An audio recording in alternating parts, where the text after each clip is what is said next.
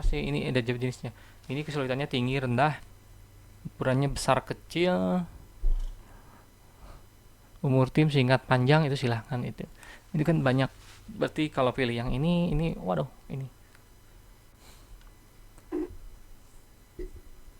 justru yang desentralisasi ini yang kesulitannya paling tinggi. Umur tim panjang, modalisis rendah, keandalan rendah, tanggal perlindungan longgar. Tapi yang tadi yang terpusat oleh si pimpinannya itu yang paling tinggi. Kesulitannya rendah, ukurannya besar, tapi umur timnya singkat, pengerjaannya singkat karena kan dikontrol oleh si pimpinan. Mungkin pimpinan harus beres kayak gini, harus beres kayak gitu, tanggal segini harus beres, makanya kan ketat pastinya karena dikontrol oleh pimpinannya nih. Ya silakan, anda mau pakai cara yang mana nanti ketika mengelola proyek, ketika anda suatu saat menjadi seorang manajer atau pimpinan proyek, silahkan ini ada masalah koordinasi dan komunikasi. Ini ada banyak alasan mengapa proyek lunak menemui kesulitan, yaitu salah satunya adalah usaha pengembangan yang besar, kompleksitas yang besar, kesulitan dalam mengkoordinasi organisasi anggota tim. Tim perekayasa perangkat lunak harus membangun metode yang efektif untuk mengkoordinasi orang-orang yang mengerjakan pekerjaan tersebut. Ini teknik koordinasi proyek dikategorikan dalam kelompok berikut. Ada yang pendekatan impersonal formal mencakup penyampaian dokumen RPL seperti kode sumber, memo teknis, kejadian penting pada proyek, jadwal, perhati kontrol proyek, kebutuhan akan perubahan dan rekomendasi yang berhubungan, laporan pelacakan kesalahan dan data cadangan. Ini lebih ke dokumennya. Koordinasi banyak kan kalau Anda menganalisis kebutuhan seperti ini sama.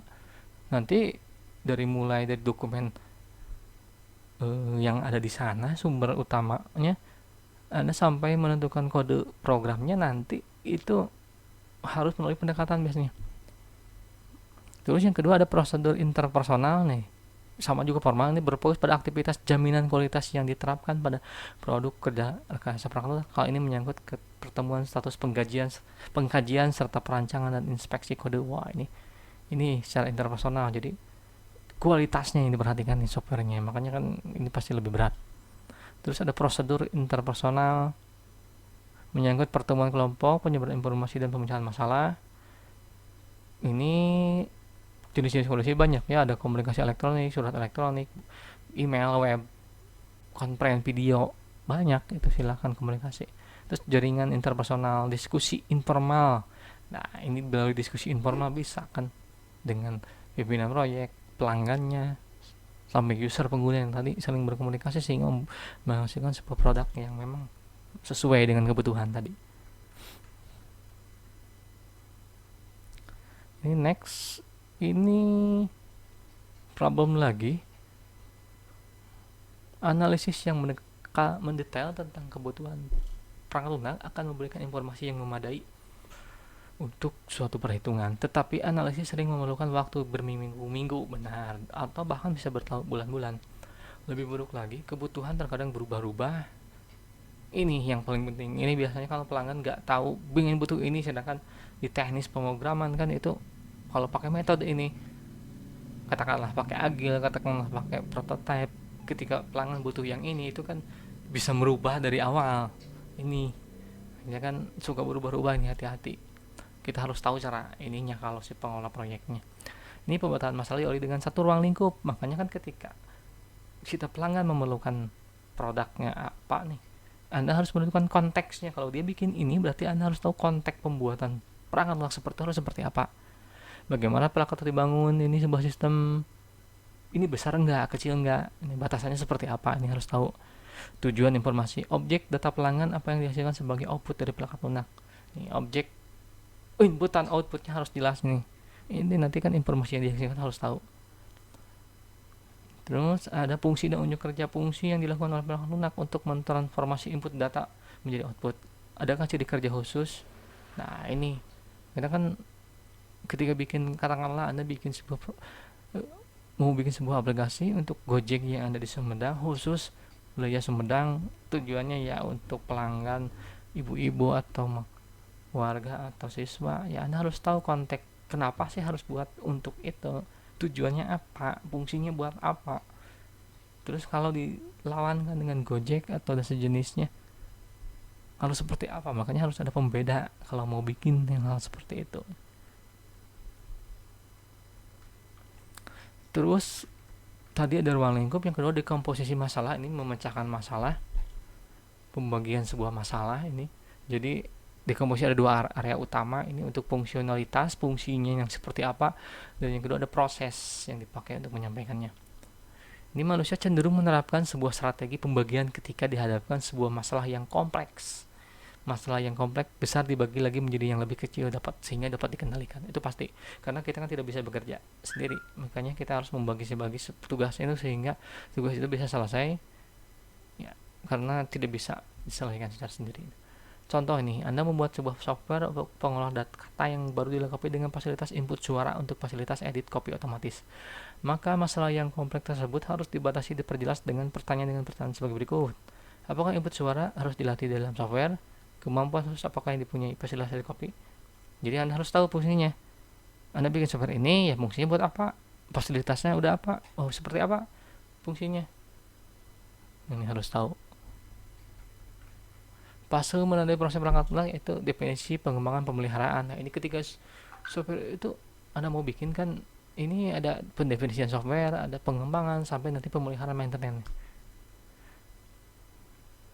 Nah, ini proses, di dalam proses penentuan proyek, ini fungsi direkayasa oleh tim perangkat lunak harus melampaui sejumlah aktivitas kerangka kerja. Misalkan organisasi sudah mengadopsi serangkaian aktivitas kerangka kerja sebagai berikut. 1. Komunikasi pelanggan. 2. Perencanaan. 3. Analisis risiko. 4. Rekayasa. 5. Konstruksi dan rilis. 6. Evaluasi. Ini pasti seperti ini terus-menerus ketika Anda bikin sebuah produk. Ini yang pertama pasti Anda mengkomunikasi dengan pelanggan. Udah itu Anda merencanakan mau seperti apa nanti buat software yang dibuatnya setelah ada masukan dari pelanggan tadi. Terus ketika udah dibangun perencanaan ini resiko kalau kita bikin software ini A dan sebagainya, itu harus dihitung. Sehingga nanti kita bisa merekayasa yang tadi permasalahan yang resikonya ini, Anda membuat, mengkonstruksi, dan nanti dirilis tanggal berapa, kapannya selesainya, diumumkannya, dan udah itu dipakai, dievaluasi sama pelanggan. Seperti itu prosesnya. Terus ini ada fase proyek sistem informasi ini. Yang pertama, fase definisi atau pendefinisian phase. Ini berfokus pada apa? What? Pada fase ini Anda mengembang perangkat lunak harus mengidentifikasi informasi yang diproses, fungsi, unjuk kerja, apa yang dibutuhkan, tingkah laku sistem, interface seperti apa, batasan desain yang ada, kriteria validasi apa aja yang dibutuhkan. Ini pendefinisian, biasanya Anda menanyakan what ini. Apa aku maha? Ya seperti itulah. Bertanya kepada pelanggan, mau dibikin seperti apa deh, sampai ke tampilan dan sebagainya. Kedua, ada fase pengembangan. Ini pengembangan karena tadi Anda udah mendefinisikan sistemnya mau seperti ini, bla bla bla, batasnya seperti ini, outputnya seperti ini. Makanya Anda mengembangkan, ini berfokus pada bagaimana sih mengembangkan software itu. Ini teknisi nanti si programmer, dia harus bisa mengimplementasikan prosedur yang udah dibuat oleh analis tadi di tahap yang pendefinisian. Nah, ini dibangun sebuah interface, tampilan dan sebagainya, coding. Nah, ini di fase pengembangan. Biasanya programmer di sini yang nanti sama database lah, database designer dia di sini terjun. Terus yang ketiga ada fase pemeliharaan, ini maintenance phase, ini baru fokus pada perubahan. Jadi ketika software udah dibuat tadi, dicoba, ini di fase ini disebut dengan fase koreksi kesalahan lah. Penyesuaian dibutuhkan ketika lingkungan perangkat lunak berkembang serta perubahan sehubungan dengan perkembangan yang disebabkan oleh perubahan kebutuhan pelanggan. Jadi ketika udah buat, dijalankan beberapa bulan, ini di maintenance-nya ada kebutuhan seperti ini, dirubah lagi biasanya. Itu pemeliharaan. Itu biasanya sering terjadi ya. Sekelas Tokopedia, Bukalapak pun perusahaan yang unicorn yang skalanya nasional atau internasional, itu pasti ada pemeliharaan. Mereka selalu berkembang. Contoh yang awalnya tidak ada pembayaran dana atau GoPay atau Oppo, Dulu gak ada, dulu harus cash, dulu harus pembayaran e-commerce itu harus transfer biasanya dulu. Virtual accountnya seperti kartu kredit, sekarang udah bisa yang lain, bahkan pakai kredit yang kayak home credit itu udah bisa. Itu kan melalui tahapan maintenance gitu. Bahkan bug-bug seperti ya error di check out, error pengiriman, jasa pengiriman itu di tabelnya itu melalui tahap maintenance ini munculnya biasa.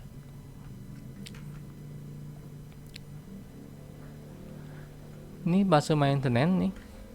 Di fase maintenance ini ada 4 perubahan nih, yaitu koreksi, adaptasi, perkembangan, dan pencegahan. Di koreksi ini, ya meskipun dengan jaminan kualitas yang terbaik, seperti pelanggan akan tetap menemukan cacat pada perangkat itu pasti. Ini kita harus mengkoreksi dan mengubah perangkat membutuhkan cacat atau kerusakan tersebut ya. Sebagai pelanggan Anda harus tahu, oh ini ada bugnya di sini, ini kalau ketika mengerjakan ini secara bareng bahkan suka error ya. Itu sama seperti itu koreksi. Terus 2, adaptasi dari waktu ke waktu, lingkungan original, contohnya CPU, sistem operasi, aturan bisnis, karakteristik produk eksternal, di mana perangkat lunak dikembangkan akan terus berubah. Pemeliharaan adaptif menghasilkan modifikasi kepada perangkat lunak untuk mengakomodasi perubahan pada kebutuhan fungsional original. Nah, ini adaptasi perubahan.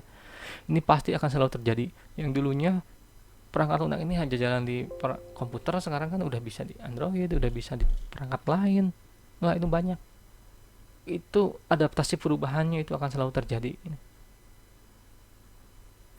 Yang dulu hanya jalannya di desktop, udah bisa website, udah bisa client server, udah bisa di remote dan lain sebagainya. Itu perlu adaptasi. Dan yang ketiga, di perkembangan, ketika perangkat lunak dipakai, pemakai atau pelanggan akan mengenali fungsi tambahan yang memberi mereka keuntungan, sehingga harus memperluas perangkat lunak sehingga melampaui kebutuhan fungsi originalnya. Ini ya memang melalui tahapan yang panjang misalnya. Terus 4, pencegahan, keadaan perangkat lunak akan semakin memburuk sehubungan dengan waktu. Ini ada batas waktunya, software ini sama kayak hardware.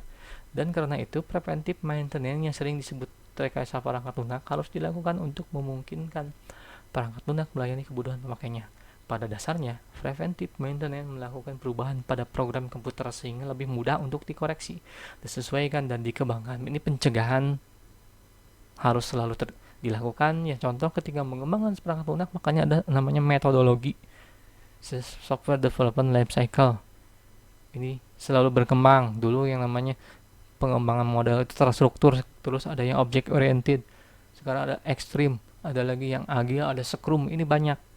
Di dalam metode itu dipelajari semua, mulai dari definisi kebutuhan, perencanaan, perancangan, codingnya juga, pencegahan, maintenance, dan lain sebagainya. Itu dibahas di sebuah metodologi itu.